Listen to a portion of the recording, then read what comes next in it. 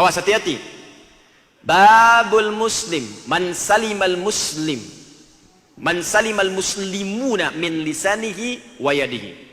Ya, qala haddatsana qala, langsung ke rawi terakhir, an Abdullah bin Amr bin As radhiyallahu taala anhuma. Hadis diriwayatkan dari ujung sanadnya kepada Nabi dari Abdullah bin Amr bin As, semoga Allah meridai kepada beliau dan kepada bapaknya atau kedua orang tuanya, dari Nabi sallallahu alaihi wasallam. Qal al-muslimu, orang muslim yang baik itu, orang muslim yang imannya benar itu. Jadi cara baca kitab Sahih Bukhari itu begini. Sebutkan kitabnya tentang apa, maka hadisnya akan terkait dengan pembahasan kitabnya itu. Jangan dipisahkan terjemahan dari subtemanya. Kalau temanya tentang iman, maka cara menerjemahkannya begini. Orang muslim yang punya iman kuat itu, orang muslim yang benar yang baik itu, man salimal muslimuna min lisanihi wa yadihi, adalah orang yang mampu saat berinteraksi dengan orang Islam yang lain, orang-orang lain itu merasa tenang dengan keadaan lisan dan tangannya. Kalau bahasa singkatnya, orang Islam yang baik itu mampu menjaga lisan dan tangannya. Jelas? Karena itu kalimat lisan itu seringkali dibuka dengan kalimat iman dalam Al-Quran. Buka Quran surah 49 ayat 11 sampai 12. Ya ayyuhalladzina amanu, iman dulu. La yasra qaumin qaum. Hai orang-orang yang merasa punya iman, muslim yang baik, kebab tadi. Maka gunakan lisanmu untuk berkata yang baik, jangan saling mencela, kata Al-Quran. Ya ayyuhalladzina amanu, hai orang-orang muslim yang baik yang punya iman, la yaghtab ba'dukum ba'dha, jangan gosip, jangan gibah. Kalau ada orang bergibah menunjukkan imannya lemah. Kalau ada orang gosip menunjukkan muslimnya belum baik. Ya, abi mah henteu ustaz, bagus. Terus sepertos itu tuh, bapak itu mah tiap hari ya. Sama. Di orang Islam yang baik, dia jaga lisannya. Bahkan di hadis Nabi yang lain dikatakan, man kana yu'minu billahi wal yaumil akhir falyakul khaira aw liyasmut. Siapa yang merasa beriman pada Allah di hari kiamat, awas, beriman kepada Allah dan akan dihisab di hari akhir. Di Nabi katakan begini, kamu hati-hati jaga lisan, perkataanmu dihisab. Falyakul khaira aw liyasmut, maka katakan yang baik supaya hisabmu ringan. Kalau tak mampu diam. Kalau tak bisa berkata yang baik, diam. Kamu tahu nggak tentang si fulan itu? Diam aja. Ancaman dari Nabi, kalau kamu paksakan berkata yang buruk, maaf, di hari kiamat lebih dahsyat. Kalau kamu yakin akan dihisab, perkataan kamu itu dihisab. Di hadis Muslim yang lain, itu ada bab muflis namanya. Muflis, orang bangkrut. Itu pekerjaannya di muka bumi di dunianya, ternyata rajin ibadah, Pak. Kalau sholat dahsyat, Bu. Kata Nabi, ya'ti yaumal qiyamati bisalatin, datang di hari kiamat pahala salatnya banyak, makin nakir. Dan spesifik, artinya jenis-jenis salat dikerjakan. Jangankan fardu, sunnah diburu. Wasyamin, puasanya rajin. Jangankan Ramadan, bahkan ayamul bid pun ditunggu-tunggu. Wa zakatin, zakatnya rajin. Cuman sayang, wa ya'ti qad syatama hadza, dia pun datang membawa dosa, seringkali mencela si fulan. Ini isyarat dari Nabi, fenomena 15 abad yang lalu. Kata Nabi, akan muncul fenomena di masa yang akan datang nanti. Orang rajin ibadah tapi rajin maksiat. Maksiatnya apa? Maksiatnya pun unik. Rajin sholat, senang mencela.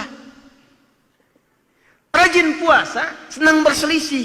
Karena hadisnya belum lengkap. Wa qadhafa hadza, senang nuduh orang lain. Wa daraba hadza, senang berselisih. Wa safaka dama hadza, bahkan ada yang menumpahkan darah, bahkan menyebutkan nama Allah di dalamnya. Tembak orang, Allahu Akbar, bom orang, Allahu Akbar. Muncul bom panci, bom kulkas, bom open, bom setrika dan sebagainya. Itu terjadi nggak? Kalau Nabi yang sampaikan dulu pasti kejadian. Itu disampaikan itu supaya kita bisa mengantisipasi, jangan masuk bagian dari itu.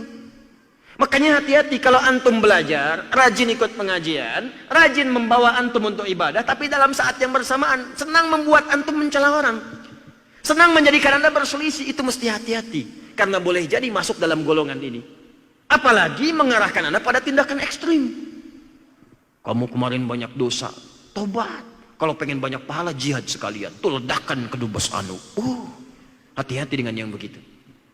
Hati-hati. Tinggalkan seketika karena menyalahi hadis Nabi. Kata Nabi, tu'khadhu hadza min hasanati wa hadza min hasanati. Kalau ada yang seperti itu sifatnya, maka diambil pahala kebaikannya, ditimpakan dan diberikan, ditransferkan kepada orang dizalimi tadi. Misal, ada orang selesai sholat.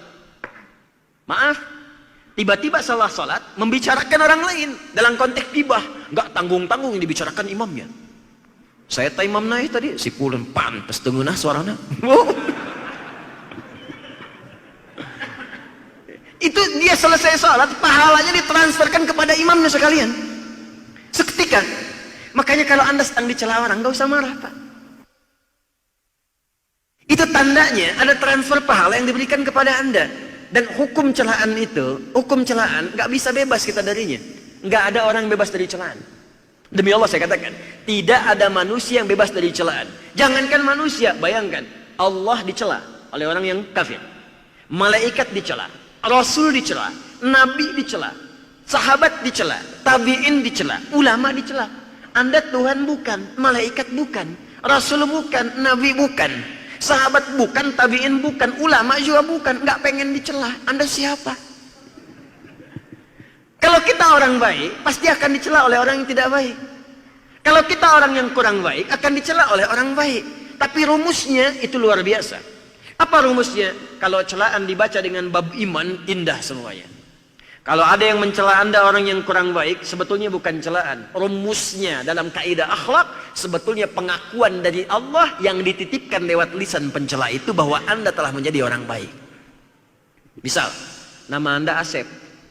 Tadinya senang kumpul-kumpul nggak jelas, tiba-tiba rajin ke multazam, kajian, sholat. Dirubah namanya Soleh misalnya.